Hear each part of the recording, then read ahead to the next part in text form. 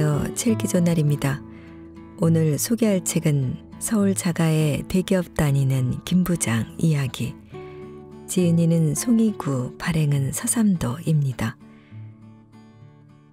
이 책은 평범한 직장인 저자가 블로그와 부동산 카페에 글을 써서 올린 것이 온라인에서 화제가 되어 책으로 출간되었는데요.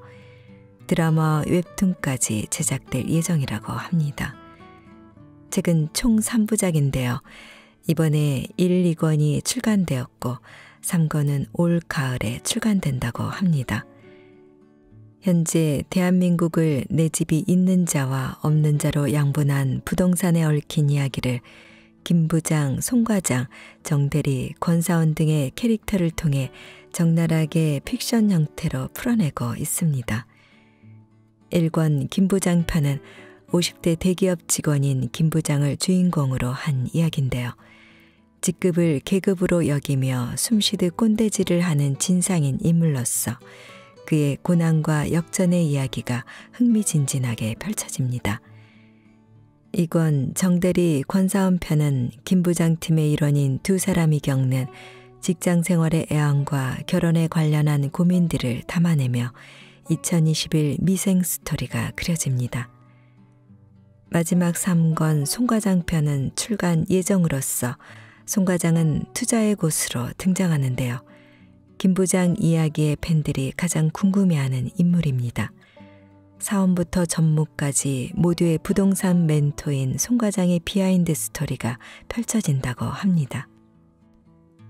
삼겹살 회식을 사랑하는 50대 꼰대 김 부장, 투자와 회사일 2마리 토끼를 모두 잡은 송 과장, 유들유들 분위기 메이커 정대리, 성실하고 고민 많은 권사원까지 어느 회사 어느 사무실에나 있을 법한 그들의 아니 우리들의 이야기가 리얼하고 생생하게 펼쳐지며 재미를 더하고 있습니다. 하지만 조금 허탈한 마음이 드는 것은 대한민국의 보이지 않는 계급 세계를 본 듯한 마음 때문인데요. 결국 저자는 이 책을 통해 삶의 존엄성, 직장의 의미, 경제적 안정, 가족과 친구의 소중함에 대해 이야기하고 있습니다. 자, 그럼 지금부터 잠시 책 속으로 들어가 보겠습니다.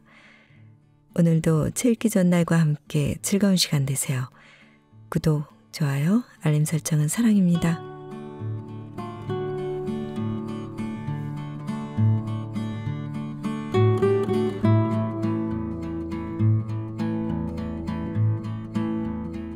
김 부장은 모 대기업에 25년째 근무 중이다. 동갑내기 아내와 서울에서 자가로 살고 있으며 아들도 제법 커서 대학생이다. 연봉은 1억 정도 되며 실수령액은 650에서 700만 원 정도 된다. 가끔 보너스도 나온다. 주식도 1천만 원 정도 투자하고 있다. 10년째 하고 있지만 크게 재미를 보지는 못했다.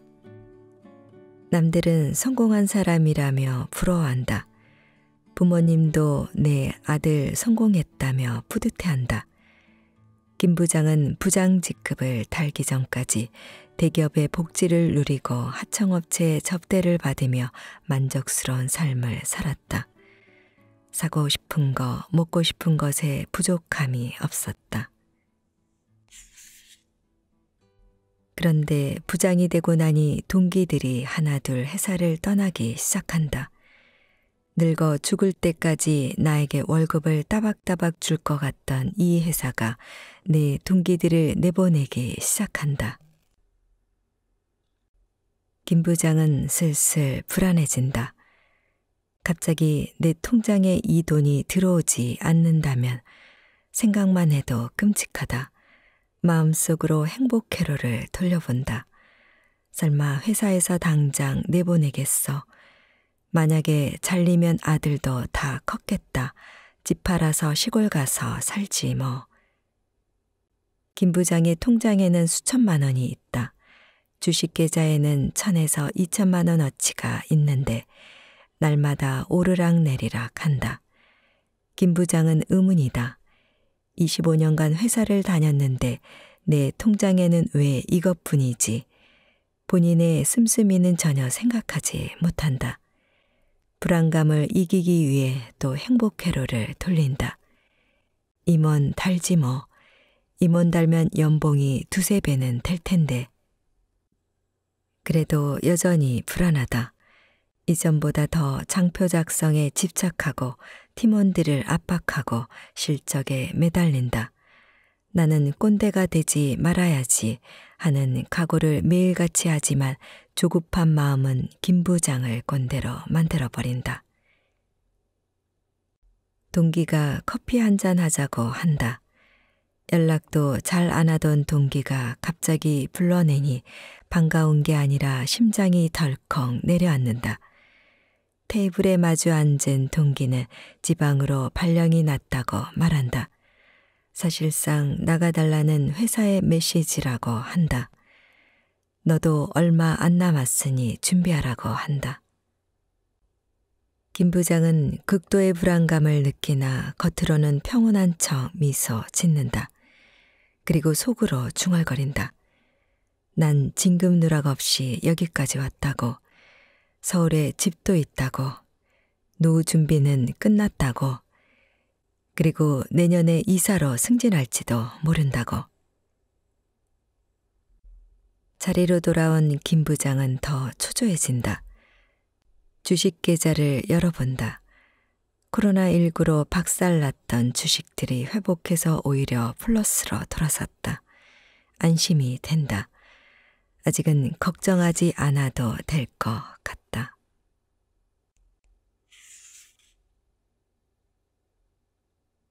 얼마 후 김 부장 부인이 모임에서 돌아온다. 저녁은 먹었는지 물어본다. 김 부장은 밥을 안 먹었어도 가방 생각에 배가 부르다. 아내의 모습을 가만히 살펴보니 부동산 투자도 잘하는 대기업 부장 부인답지 않게 수수해 보인다. 핸드백이라고는 김 부장이 몇 년 전 미국 출장 가서 아울렛에서 사온 코치 가방이 전부다. 이번 주말에 백화점에 가자고 말해본다. 아내는 말만이라도 고맙다며 필요 없다고 한다. 장이나 보러 가자고 한다. 김 부장은 아내에게 우리 집이 샀던 가격에 비해 2배나 올랐다고 말한다. 아내가 안 그래도 모임에서 절반은 부동산 이야기만 했다고 한다. 집이 있는 사람과 없는 사람의 분위기가 너무 달라서 본인은 가만히 듣고만 있었다고 한다. 아내는 10년 전 상황을 정확히 기억하고 말해준다. 김 부장은 그때 집값에 거품이 끼었다며 일본처럼 폭락할 거라고 주장했다. 아내는 아이들 교육 문제도 있고 매번 이사 다니기 힘들다며 집을 사서 한 곳에 정착하자고 했다. 당시 과장이었던 김 부장은 자신의 인생에 대출은 있어서는 안 될 금기사항이고 집값이 내리면 책임져 줄 사람이 없다며 완강히 반대했다. 아내는 김 부장이 주장을 굽히지 않자 부동산 중개소에 혼자 가서 계약을 하고 주택담보대출을 일부 받아 매수를 했다. 아내가 김 부장에게 그때 안 샀으면 평생 못 살 뻔했다고 말한다. 김 부장은 그때 기억이 떠올랐는지 아무 말도 못하고 텔레비전에 시선을 고정한다. 아내는 당신이 열심히 일해서 모은 돈에 대출을 보태 산 거니 당신 덕분이야 라며 김 부장의 길을 살려준다. 다음 날 김 부장은 출근길에 늘 듣는 윤도현 밴드의 노래를 들으며 생각에 잠긴다. 돌이켜보니 결정적인 순간에는 본인보다 아내가 더 과감했던 것 같다. 최종 단계에서 망설일 때마다 아내가 확신을 가지고 일을 밀어붙였다. 회사에 도착해서 보니 아차, 새로 산 가방을 들고 오는 것을 깜빡했다. 누가 스크래치 난 가방을 볼까봐 뒤집어서 책상 밑에 눕혀 놓는다. 커피를 마시며 뉴스를 보는데 부동산 가격이 치솟고 있다는 기사가 도배되어 있다. 어제 산 명품 가방에다 몇 억 오른 집값까지 김 부장은 기분이 날아오를 것만 같다.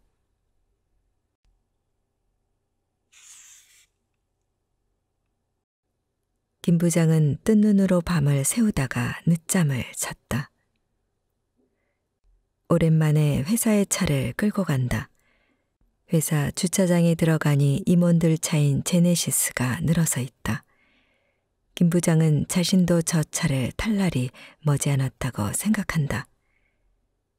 그러고 보니 회사 주차장에 외제차들이 많이 보인다. 한동안 지하철 타고 다니느라 주차장에 올 일이 없어 몰랐는데 이렇게 외제차들이 수두룩하다니.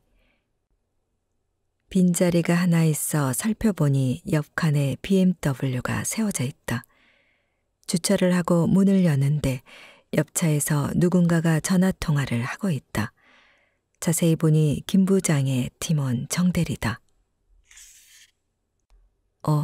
저 자식이 감히 외제차를, 나도 그랜저 타고 다니는데 믿을 수가 없다. 당황스러움과 분노가 치밀어 오른다. 내가 대리였을 때를 생각하면 상사나 선배보다 좋은 차를 타는 건 상상도 할 수 없는 일이었다. 회사에 외제차를 끌고 온다는 것은 절대 금기였다. 간신히 분을 참고 못 본 척하며 차문을 여는데 건너편에 주차된 외제차에서 낯익은 얼굴이 내린다. 다른 사업부의 과장이다. 최소 15살은 어린 새파란 녀석이다. 와, 이것들이 미쳤네. 이 자식들 싹 다 불러서 정신교육 한번 할까? 회사 편하게 다니니까 아주 자기네 마음대로네. 아우, 이 망할 것들. 사무실로 올라가려고 엘리베이터를 탄다. 손이 떨려 버튼이 눌러지지 않는다.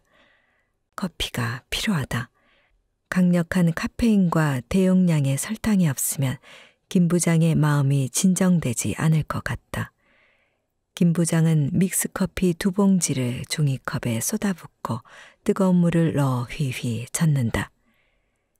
잘 모르는 다른 팀 과장은 그렇다 쳐도 우리 팀에 정대리가 외제차를 몰고 회사를 온다는 건 도저히 용납할 수 없는 사안이다.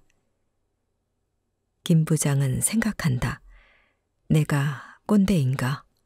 아니야, 이건 꼰대가 아니야. 정상이 아닌 것을 정상이라고 생각하는 게 이상한 거야. 팀원이면 차를 사기 전에 나한테 허락받아야 하는 거 아닌가? 아니, 허락까지는 아니더라도 상사한테 물어는 봐야 하는 거 아닌가? 내 생각이 잘못된 건가? 업무 시작 시간이 되자 팀원 모두가 자기 일을 시작한다. 파티션 너머로 송 과장과 정 대리가 보인다. 부동산 거래한다고 휴가를 쓴 송 과장이나 외제차를 끌고 다니는 정 대리나 둘 다 꼴도 보기 싫다.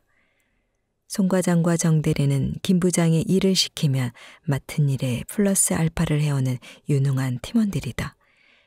거기에 더해 김 부장의 기분과 감정을 항상 잘 맞춰준다. 두 사람 모두 팀의 주축 멤버이다. 업무 공백이 생기면 보고자료나 각종 장표를 만들 사람이 없다. 그래도 아닌 건 아닌 거다. 개인적인 일인 부동산 계약 때문에 휴가를 쓰고 임원들도 제네시스를 타는데 대리가 외제차를 끌고 회사를 오다니 김 부장에게는 상식 밖의 일이다. 이런 생각이 맞는지 옆 팀의 최 부장이나 동료들에게 물어보고 싶지만 남에게 물어보는 것은 김 부장의 자존심 사전에는 없는 일이다. 아, 상무님 카톡이네. 일요일에 필드에 나갈 때 최 부장과 자신을 픽업해달라는 내용이다. 전무는 운전기사와 따로 간다고 한다. 뭐 상무님 기사 역할 하는 건 괜찮지만 나보고 최 부장까지 태우라고. 최 부장이 나를 태우고 가면 안 되나? 혼자 씩씩거리며 핸드폰 화면을 보다가 어쨌든 상무님 지신이 따르기로 한다. 상무가 곧바로 집 주소를 보내온다. 어라, 상무님 집이 여기였나? 우리 집이랑 가까운데. 예전 주소랑 다르네. 언제 이사 가셨지? 요즘 들어 긴장을 많이 해서 그런지 나이를 먹어서 그런지 소변이 자주 마렵다. 화장실에 간다. 최 부장이 소변기 앞에 서 있다. 김 부장도 바로 옆 칸에 서서 소변을 보며 말한다. 최 부장, 상무님 말씀 들었지? 카톡으로 주소 좀 보내줘. 김 부장, 혹시 운전하기 피곤하면 알려줘. 내 차로 가자. 운전은 하기 싫지만 상무의 기사 역할을 하며 점수를 따고 싶다. 게다가 최 부장의 낡은 차를 타고 싶지도 않다. 골프 치러 가는데 내 블랙 세단을 타고 가야 시작부터 폼이 난다. 5분 뒤 김 부장의 카톡이 울린다. 최 부장이 집 주소를 보내왔다. 골프장에서 만난 뒤로 최 부장이 어디에 사는지 내내 궁금했다. 판도라의 상자가 열린다. 아파트 이름이 상당히 길다. 영어도 아니고 이탈리아어인지 스페인어인지 아무튼 길다. 네이버에 검색해보니 김 부장의 촉이 맞았다. 불안한 느낌이 적중했다. 언론에서 자주 보이던 대단지 브랜드 아파트다.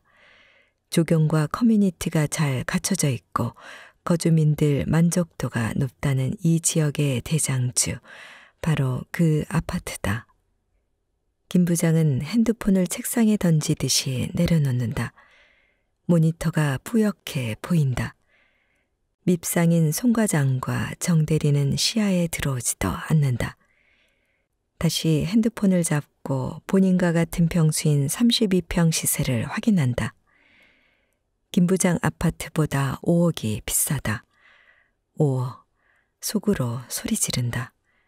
아니, 저 분양가에서 얼마가 오른 거야?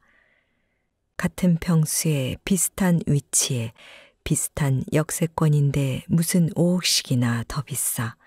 돌아버리겠다.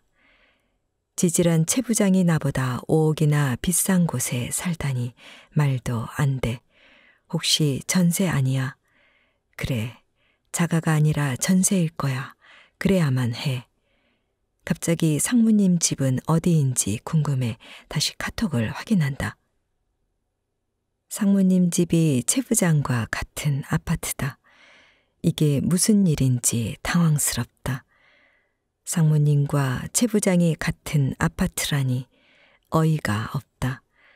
같은 아파트에 사는 게 별일은 아니지만 상무의 튼튼한 라인을 잡고 있다고 생각하는 김 부장으로서는 불안하다. 질투심과 불안감이 몰려온다. 필드에 나가는 일요일이다. 오전 4시 30분, 김 부장은 24시간 김밥 천국에 가서 자신과 상무가 먹을 김밥을 산다. 최 부장 것도 살까 말까 고민하다가 대인배처럼 보이기 위해 한 줄을 추가한다. 김 부장과 상무의 김밥은 3,500원짜리 참치김밥, 최 부장 것은 2,000원짜리 그냥 김밥이다. 구분을 하기 위해 봉지에 각각 따로 담는다. 오전 5시, 그 대단하다는 이름 긴 아파트로 간다. 정문부터 으리으리하다. 경비원이 내민 방문객 리스트에 이름과 연락처를 쓴다. 그런데 이상하다. 입구에서 바로 지하주차장으로 들어간다. 정문이 지하주차장으로 연결되어 있다. 지상은 어떻게 생겼는지 볼 수가 없다. 저기 상무가 보인다. 트렁크에서 무언가를 꺼내고 있다. 자세히 보니 회사에 타고 오는 차가 아니다. 흰색 차 트렁크 정중앙에는 삼각별 로고가 있다. 김 부장 왔어. 애들 엄마 차에 공을 실어놓고 깜빡했어. 사모님 차였다. 국산차만 고집하는 줄 알았던 상무도 외제차가 있다. 몰랐다. 대기업 직원이라면 당연히 국산차 검은색 세단을 타야만 하는 줄 알았다. 오히려 상무에게 배신감을 느낀다. 전무에게 고자질하고 싶다. 여차저차해서 2명 모두 태우고 간다. 김 부장은 왜 최 부장을 멤버에 포함시켰는지 궁금하다. 어떻게 말을 꺼낼까 하다가 조심스럽게 묻는다. 상무님, 전에 최 부장과 같이 친 적 있으셨나요? 최 부장이랑 필드는 처음이야. 이사 와서 커뮤니티 골프장에서 최 부장을 우연히 만났어. 여기 사는지 몰랐는데 말이야. 김 부장은 상무가 무슨 말을 하는지 모르겠다. 커뮤니티 골프장이라니 단지 내 골프장이 있다는 건가? 상무가 말한다. 같이 친지는 좀 됐어. 이사 오자마자 봤지. 아마 최 부장이 골프 치는지 몰랐어. 좀 치는 것 같더라고. 폼도 좋고. 최 부장이 말을 얹는다. 아닙니다, 상무님. 저도 배우는 중입니다. 가끔 실내 연습장 가서 휘둘러 보는데 실내랑은 또 다르더라고요. 오늘은 상무님께 한 수 배우겠습니다. 최 부장 이 자식, 아부가 장난 아니다. 그나저나 실내 연습장은 아파트 내에 있다는 건지 어디에 있다는 건지 아직도 모르겠다. 김 부장은 아무 말 없이 새벽빛이 밝아오는 고속도로에서 아스팔트만 쳐다보며 운전한다. 골프를 치는 동안에도 김 부장 머릿속은 딴 생각으로 가득하다. 상무님과 최 부장이 어떻게 같은 아파트에 사는 거지? 정문에서 지상이 아닌 지하주차장으로 바로 연결되는 거야. 커뮤니티 골프장은 도대체 뭐야? 대화를 복귀하느라 집중이 되지 않는다. 최 부장의 아부하는 듯한 말투도 신경을 긁는다. 사실 아부는 김 부장 본인이 최고라는 것을 본인만 모르고 있다. 운동을 마치고 예약해 놓은 식당으로 들어간다. 최 부장이 잠시 화장실에 가자 이 틈을 노려 잽싸게 물어본다. 상무님, 이사는 언제 하셨어요? 몇 달 안 됐어. 갈 데가 없어서 어쩔 수 없이 거기로 갔지. 아파트 보니까 신축 같던데 살기 좋으세요? 상무 혼자 있으니까 물어보지 최 부장이 있었으면 절대로 꺼내지 않을 이야기다. 살기 좋지. 새로 지은 건데 아파트 안에 필요한 게 다 있어서 밖에 나갈 일도 별로 없고 편하긴 편하더라고. 부럽습니다. 저도 그런 데서 살아보고 싶습니다. 에이, 사는 게 다 똑같지 뭐. 근데 나는 전세야. 최 부장이 거기를 잘 샀지. 최 부장 내 집값이 많이 올랐어. 띵. 최 부장이 전세이기를 간절히 바랐건만 차가였다. 집주인이다. 최 부장이 꾀재재한 최 부장이 나보다 훨씬 좋은 집에 산다. 몇 억이나 더 비싼 집에서 차도, 양복도, 넥타이도, 시계도, 가방도, 구두도 전부 내가 더 좋은 걸 하고 다니는데 정작 집은 최 부장 집이 더 좋다. 주문한 닭볶음탕이 나온다. 보글보글 끓는 뻘건 국물이 김 부장의 심정을 대변한다. 입맛이 뚝 떨어진다. 밥을 먹을 기분이 아니다.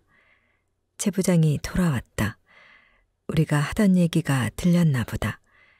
상무님, 이주비는 잘 해결하셨어요. 사시던 곳도 재건축 끝나면 진짜 좋을 것 같던데요. 뭐 기다려봐야지. 그 썩은 곳에서 사느라 힘들었어. 맨날 녹물 나오고 생각하기도 싫다. 정말 고생하셨어요. 기다린 끝에 그래도 잘 풀려서 다행입니다, 상무님. 김 부장 기억에 상무가 전에 살던 아파트는 거의 흉가 수준이었다.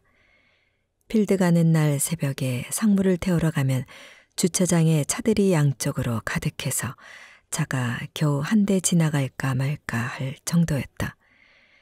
2중 주차가 아니라 3중, 4중 주차였다.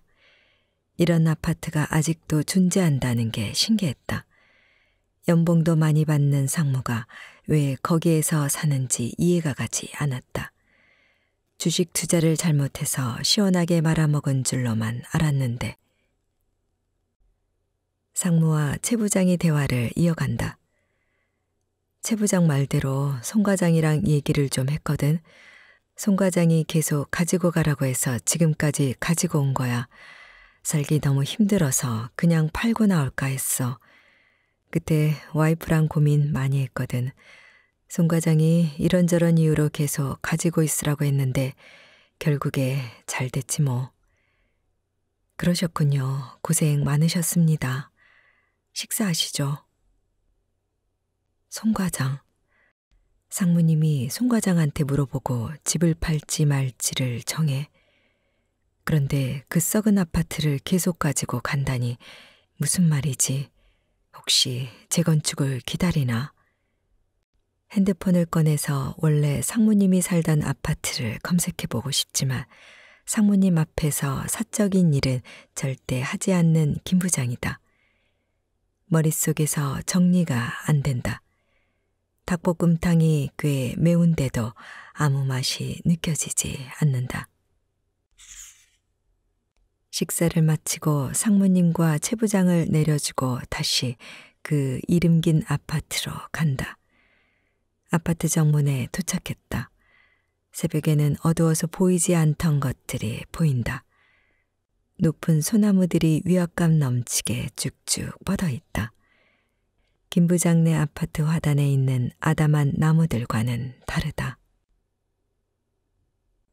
집에 도착했다.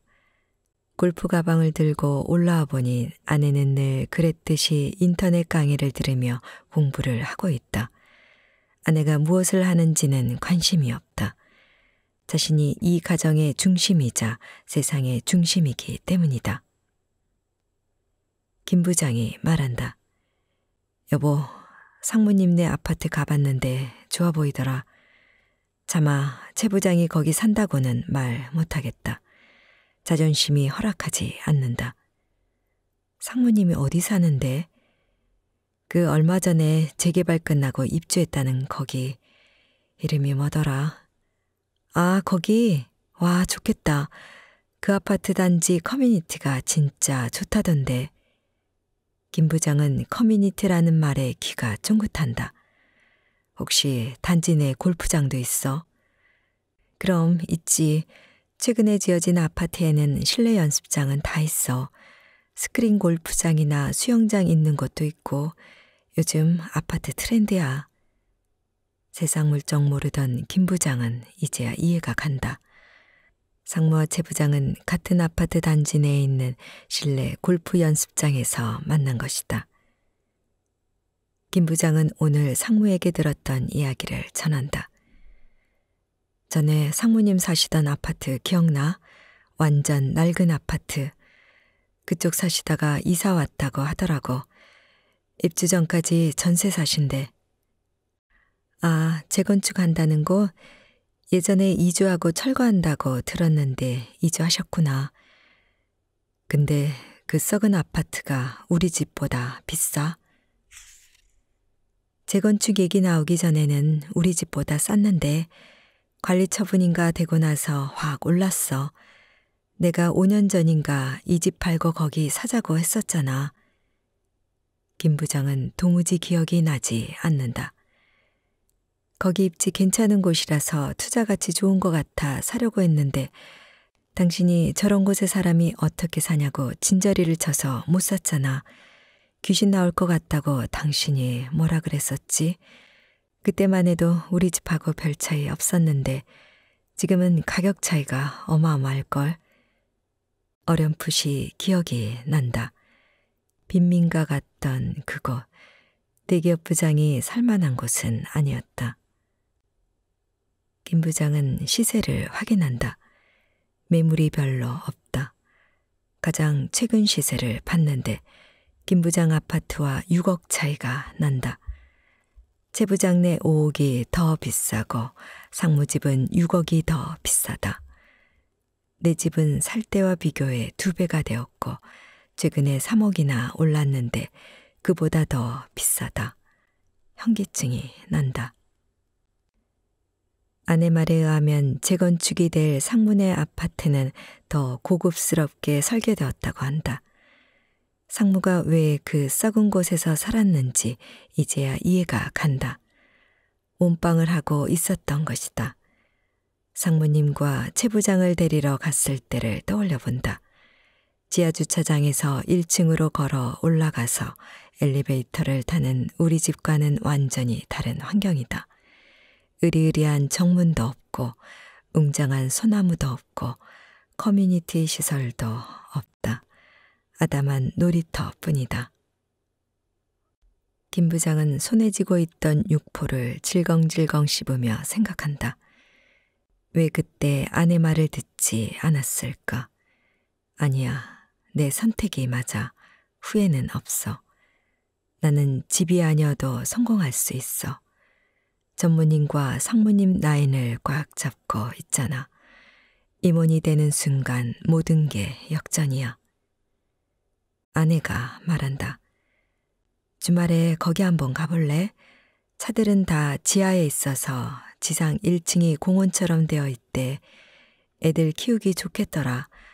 물론 우리 애들은 다 컸지만 단지 안에 공원처럼 산책로가 조성되어 있어서 멀리 공원까지 안 가도 단지 아래서 다 해결이 되나 봐.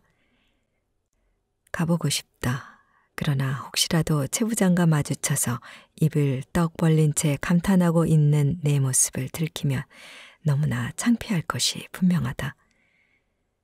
아니야, 안 가. 백화점에 나가자.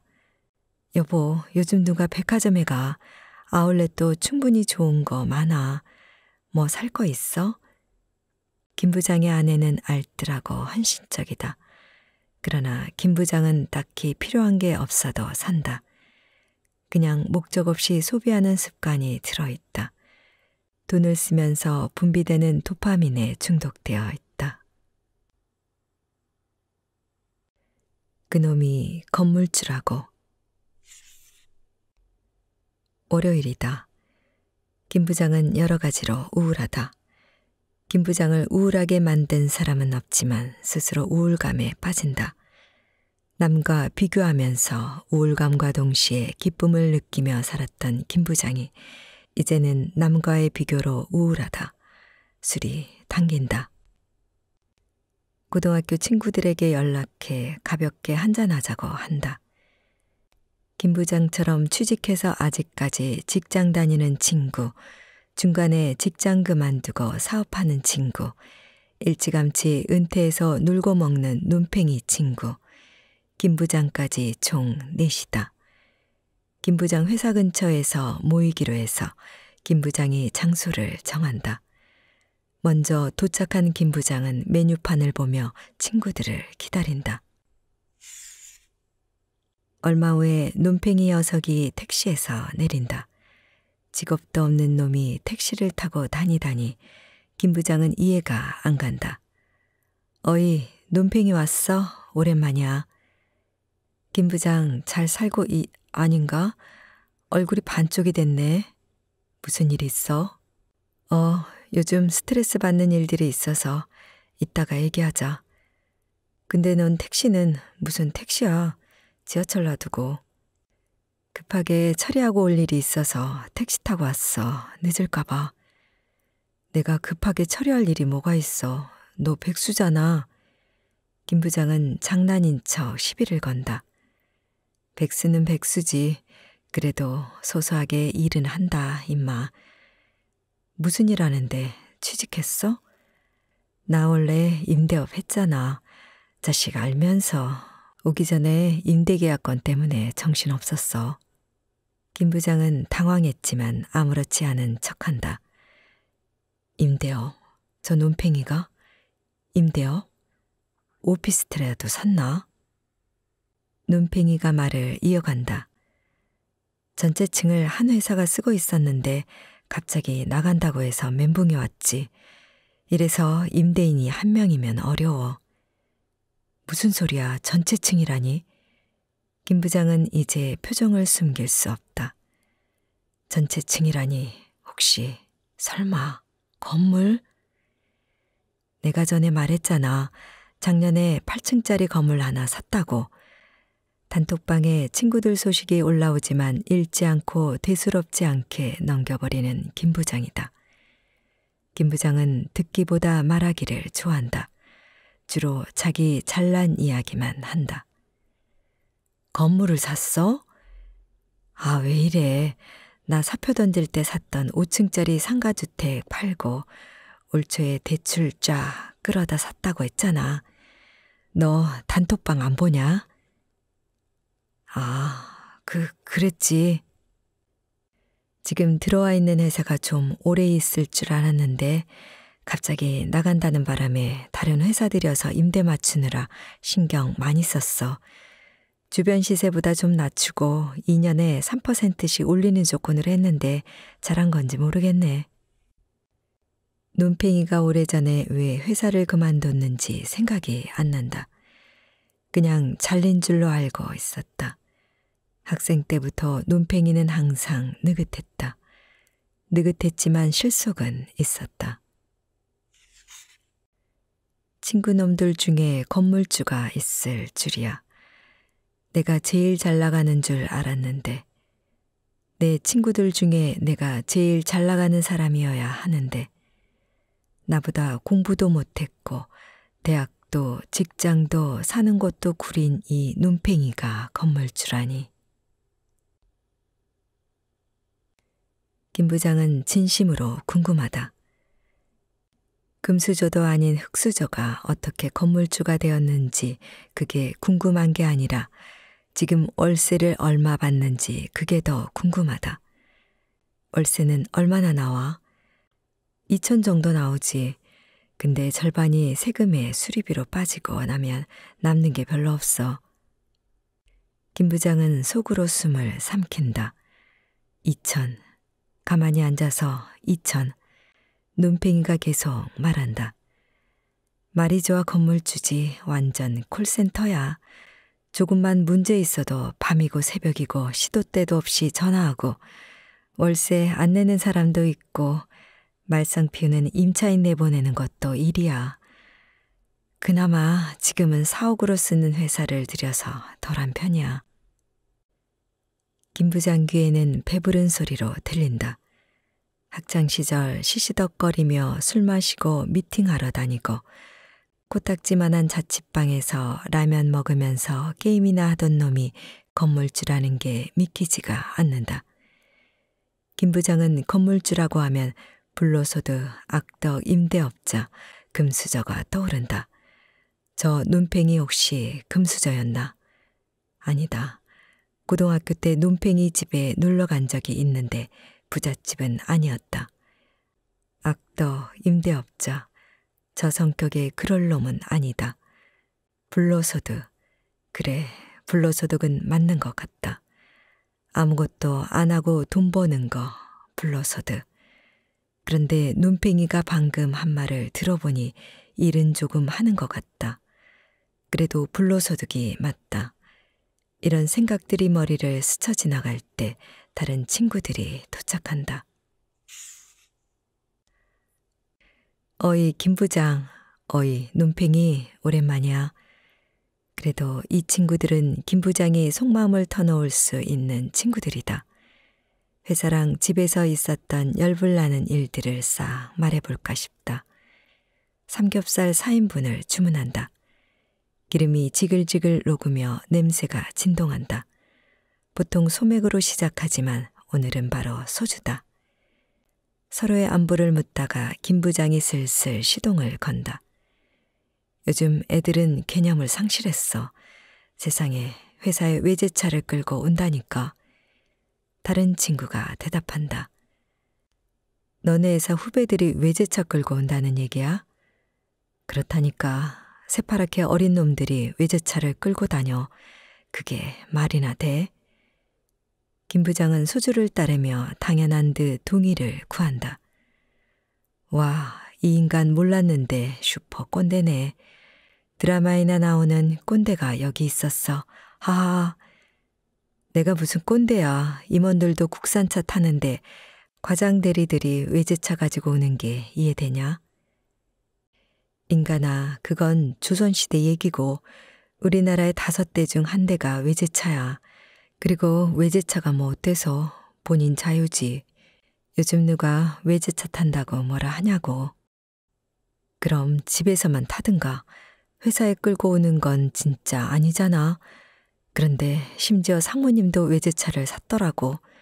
대한민국 임원이 외제차는 진짜 아니지 않아?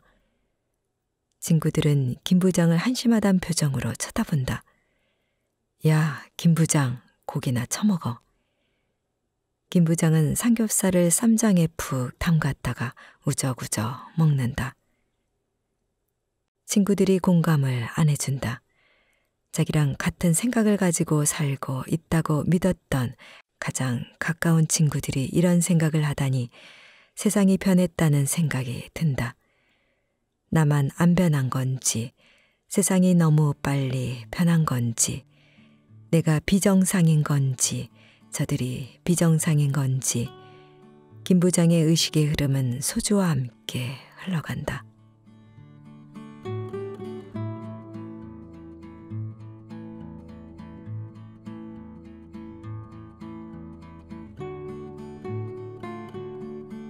제 읽기 좋은 날 오늘은 서울 자가의 대기업 다니는 김 부장 이야기를 보내드렸습니다.